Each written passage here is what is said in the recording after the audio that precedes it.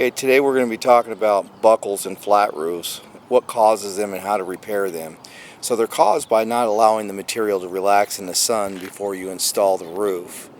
So this material expands and contracts, and if it's not allowed to lay in the sun to relax a little bit, what it does, and you install it cold, you install it, fasten it down, then it relaxes, so it stretches out, and then when it gets cold, it pulls back together, and that's what causes these buckles to be like this. So to avoid this, always let your material relax in the sun for at least 30 minutes prior to installing it, and make sure that you're installing on a warm day. We're going to go through and I'm going to show you how to fix these buckles, because if you don't fix these, eventually they're going to expand and contract so much they're going to start to rip and they're going to break, and then you're going to have a roof leak. They're pretty easy to fix, so stay tuned. I'll show you how to do it. The materials we're going to be using are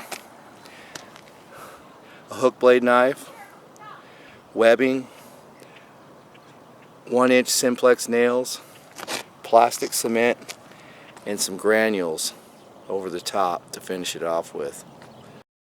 So the first thing you're going to do is you're going to put your knife in there on the ridge of the buckle, and you're going to cut, and you're going to pull it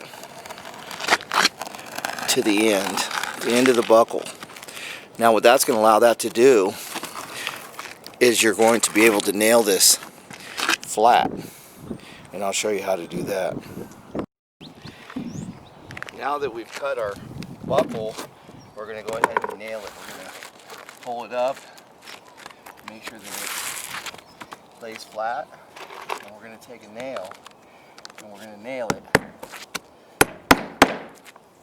about every 6 inches or so. We're going to nail it flat.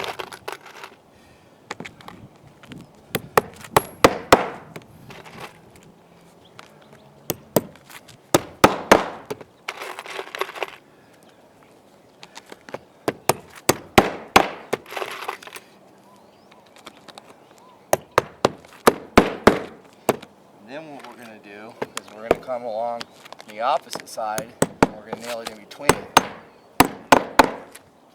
the other nails, so they're staggered.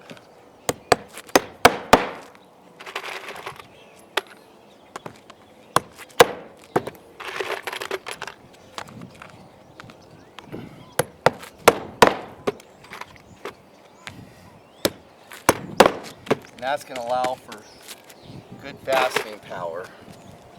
So as you can see, these nails, the whole thing is all the way nailed, your repair all the way. The next, we're going to put some mastic. We're going to do a 3-course method with some mastic, webbing, and then some more mastic, and finish it with the granules. And I'll show you how to do that. Okay, now that we got our webbing cut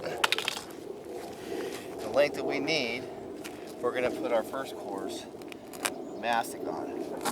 You get on your trowel. You only want to go about as wide as the webbing itself.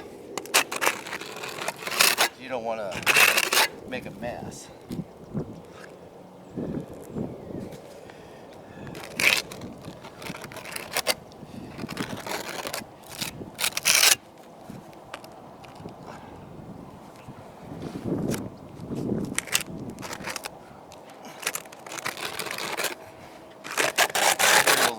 A little cool out today,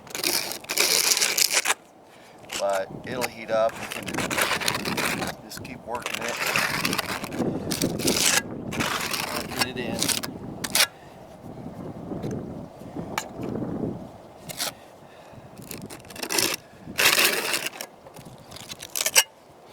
Now when you think you got enough mastic on there, you put one end in with your trowel, line it up, scrape it across like that. A little more under there. And then you want to take more mastic, and you want to go from the center out on both sides, else you'll end up just scraping the webbing off. That's no good. Like that. Back the other way.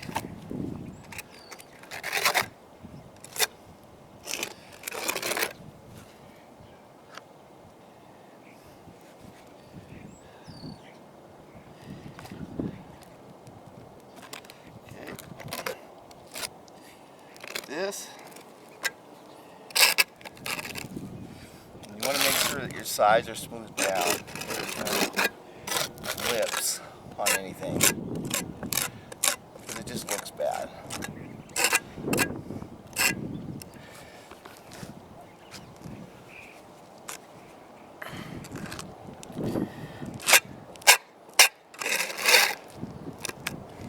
Then we're going to take our granules and we're going to put our granules on there. And what I do is I have a little cup. It works really well for this. And then I just kind of shake it like you're salting the earth. Salting your food, I should say.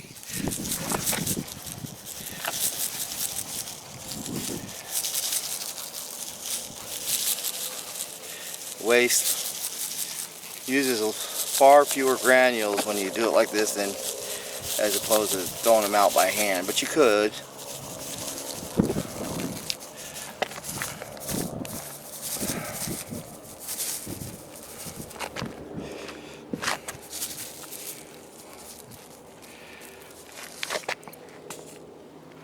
Okay, that's what your finished repair will look like.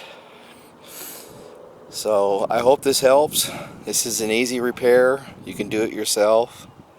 It's a lot cheaper for you to do it yourself. If this had been an older roof where the membrane was in bad shape, you could still do it, but at that point you'd probably just be wanting to call your roofing contractor to come over and replace the roof. But this one's got lots of life left in it, so that's why we did this repair.